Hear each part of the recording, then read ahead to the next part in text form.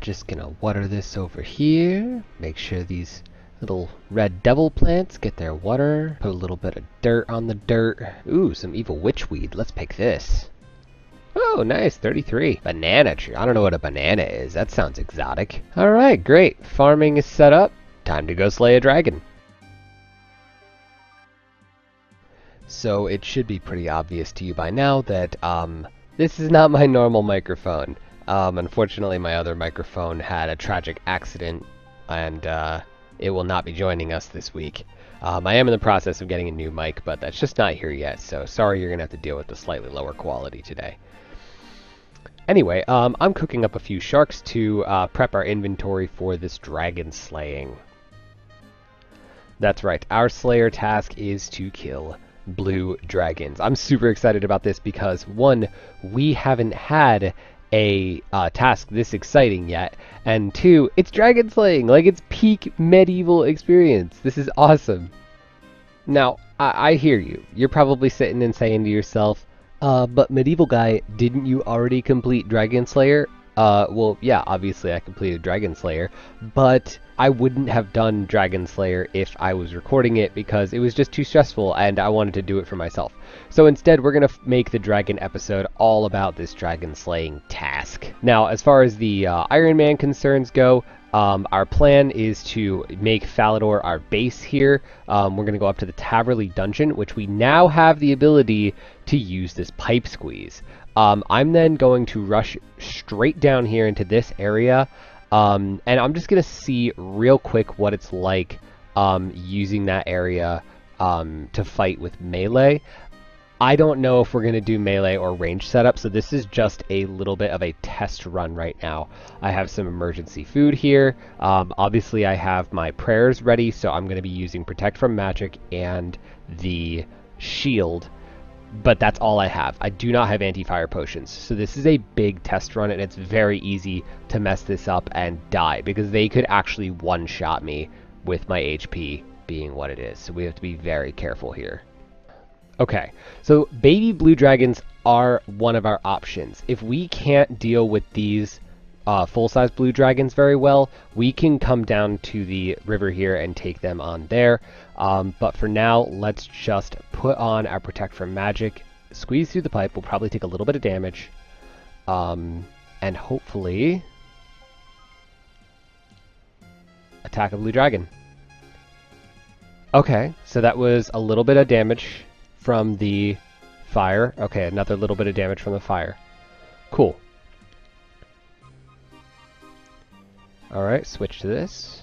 I'm just going to drink my attack potion, strength potion. Okay, now they are dealing a little bit of damage, so yeah, we're not going to be able to kill these guys fast enough to tank all of this. This is going to be a very slow task. One thing I also have to watch out for is every time I come out of this, I'm going to take a little bit of damage. So I cannot use this pipe for a quick escape.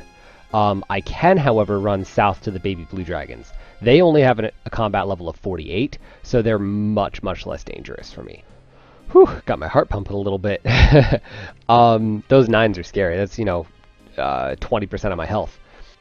Quick update on the stats. Here we go. We are total level 1125, which is a really neat number, nice and clean.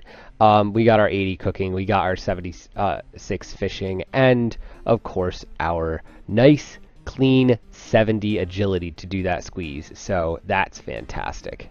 This is kind of a situation where you're sitting there going, oh, well, I should save these 5,000 Kemet bolts for a better, more important thing. No, this is the more important thing. This is the thing that I have to use all of my skill on. So we have to not forget to do Protect from Magic when we come in here. We have to be very careful to leave it on as we're testing this safe spot.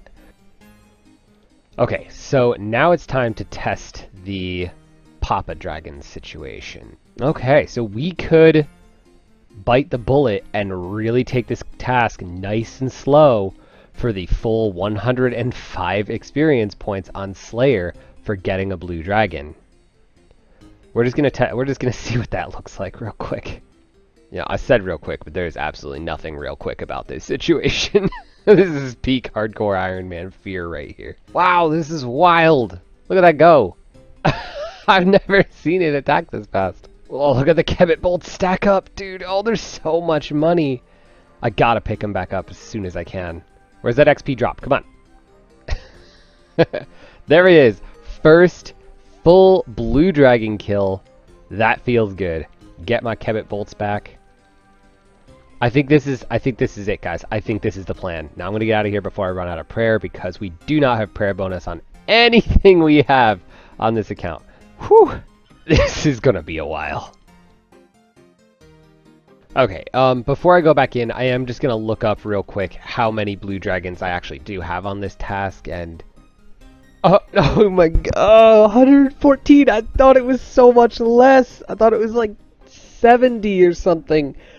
Wow, this is actually gonna take me hours to do one task.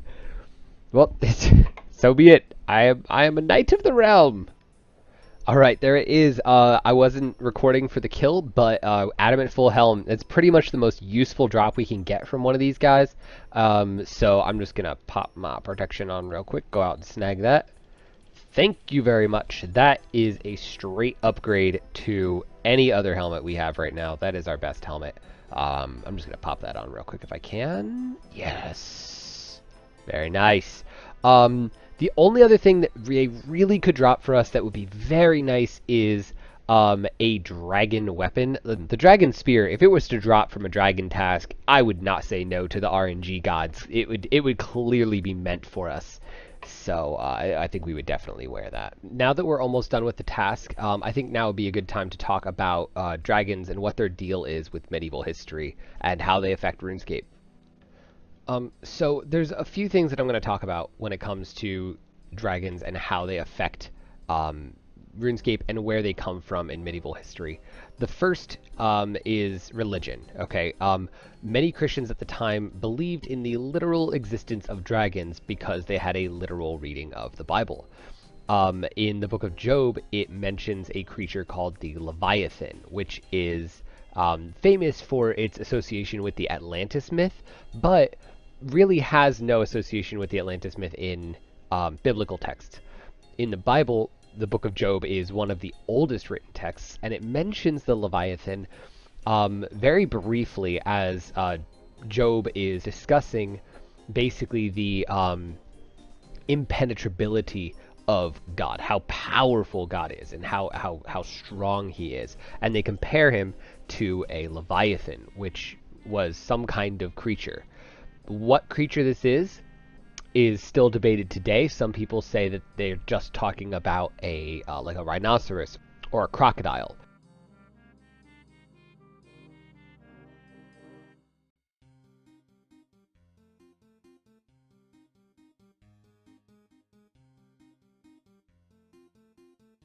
But there is one thing that they say very specifically, which is a little odd, and it says that the creature breathes smoke from its mouth, like sparks fly from it. It's very specific that there is some kind of combustion occurring within the maw of this creature. So many Christians literally believe the dragons existed because they had to. If they believe the Bible is legitimate, they have to believe that dragons exist. So that's number one. Number two, dragons are a very, very old myth. In China, they date back basically to the origin of the country itself. And in English, one of the oldest words we have references a dragon, which is called a worm, W-Y-R-M, not W-O-R-M. This worm, as you may know them, is very similar to the RuneScape worm. And they kind of have a little bit of a similar association. In RuneScape, the worms are cursed because they were dragonkin that did not follow the right side in the God Wars, so they were cursed to crawl on their bellies. Does that sound familiar? Because it should. It is very clearly pulled directly from the Christian mythos of the serpent in Adam and Eve. That connection is not RuneScape original. That is literally what the purpose of the worm being a armless, legless, wingless dragon. They sometimes could fly. The Chinese dragons are generally shown as either wingless or something closer resembling a sea serpent, but obviously they wouldn't have had the same Christian influences. But the worms from the Norse and Christian backgrounds definitely did have a massive connection to the serpent from the Garden of Eden. Oh, adamant full helm, very nice. Gotta get another one of those. That's a nice little sail now. So we would of course then be completely amiss if we did not talk about one of the most important myths in all of sort of draconic medieval European history, and that is the tale of Saint George and the Dragon. Now, if you want to hear St. George and the Dragon as a story, I'll put a link in the description for you. But in short, St. George and the Dragon is a story that theoretically began in the Middle East. We don't know exactly where it started or came from, but probably started in the Middle East and was brought home by Crusaders. So this was not a story that originated in England. It is not part of the Arthurian legends as people assume. St. George and the Dragon has a lot more in common with stories like Hercules and Odysseus than it does stories like Sir Gawain and the Green Knight or King Arthur and his sword. The story begins with a tale of a city plagued by a dragon. The dragon is not actually very dragon-like, it's actually quite a bit more worm-like, in that the dragon is described as having an incredibly long tail, and in every version that I've found, it breathes poison, not fire, which is much more associated with the worm mythology. And seeing as the Middle East is the bed of Christendom and all of its history, it makes sense that this creature would be more worm-like than dragon-like. So that's sort of another deep connection that the worm has in Runescape to this story rather than the dragons. Saint George, a crusader, naturally is the hero of this story.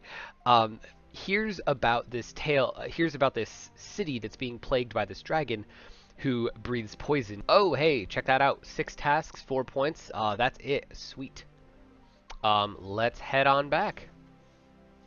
So after he hears about this, plague-breathing dragon, here's where the story starts to differ in a bunch of variations. In some variations, George only helps as soon as he hears that a fair maiden is in trouble.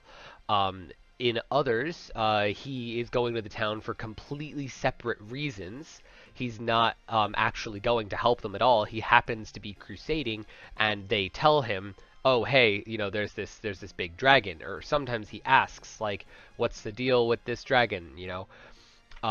The stories differ 1,000 times, and he goes and attempts to slay the dragon. Now again, here's a few differences. Sometimes he fights it and uses like a fancy mirror, or sometimes he fights it and uses a special shield. Okay? The association with a special shield that protects you from dragon fire, once again, very, very, very closely connected with this story. The idea of a special shield protecting you from attacks is nothing new. It's nothing that was invented by the medieval people. It goes all the way back to, stories of the Gorgon and, Perseus protecting himself from the attacks of Medusa. So, this is a story that goes back very, very far. In some versions, and I personally, I think I like this version the best. In some versions, Saint George fights the dragon and wounds it, grievously wounds it, but cannot actually kill it. And he frees the maiden and uses the magical rope around the maiden's waist to grapple the dragon and then bring it back to town and kill it there to prove that he was the one that killed it. I kind of like this version for a couple of reasons. One, it gives the princess something to do, and that's always good. Personally, I like when characters are given more agency in a story. So to have the princess not just be some rescued damsel in distress, I really like that. I appreciate that. Some versions, he falls underneath an enchanted orange tree. In some versions, he is also wounded. But what's important here is that he does not get through the fight perfectly unscathed. He does have problems, and it is a struggle. Okay? So the dragon is always made to be dangerous, and sometimes it's just pure luck. In one version with the orange tree, it is only because he happens to fall under the orange tree that he survives, and in other versions his armor is completely destroyed. St. George has a really hard time with this, but eventually he prevails and gets the girl, etc., etc., etc. Now, the story may not sound exciting by today's standards, but back in the day, this entertainment value was priceless. And more to the point, the story of St. George and the Dragon crosses so many cultural boundaries that he is actually the patron saint of not one, not two, not even three or four, but 8 or 9 countries. And of course, one country is named after him. Georgia. No, not that Georgia. The other one. Yeah, thank you. So from just about everything in RuneScape associated with dragons, you can pull that inspiration directly from the medieval stories. They're terrible fire-breathing beasts. Check. They have cousins that breathe poison and crawl on their bellies, much like the serpent at the Garden of Eden. Check. You need to have some kind of special weapon or shield to protect yourself from them or to deal damage to them, much like the black arrow in The Hobbit. These connections help inform our medieval roleplay and our medieval stories, and personally I just think it's so cool. It's so cool that the creators drew from these stories and these moments in history to create a game that feels both original and familiar. So props to them for including these details, and I think they do a really nice job with it. All right, back to the Ironman stuff. Number one, we have gotten 38 Slayer. We still need just a little bit more Slayer because we need to be able to kill Brine Rats, which is 47. It's gonna be a few more tasks at least, but Dragons was really good for us. Let's take a look. Anybody want to? You can pause the video now and take a guess as to what my next one is going to be. Vanica is considering my combat level when he gives me these, so just keep that in mind. I don't want Infernal Mages. I can't get them yet. Good.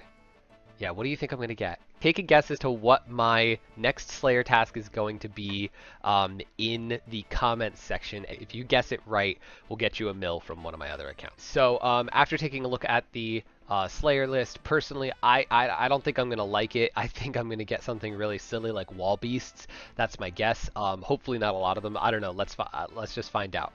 All right. You guys are going to find out next week. Thank you for watching. If you enjoyed the video, be sure to like and subscribe, and I will see you next time.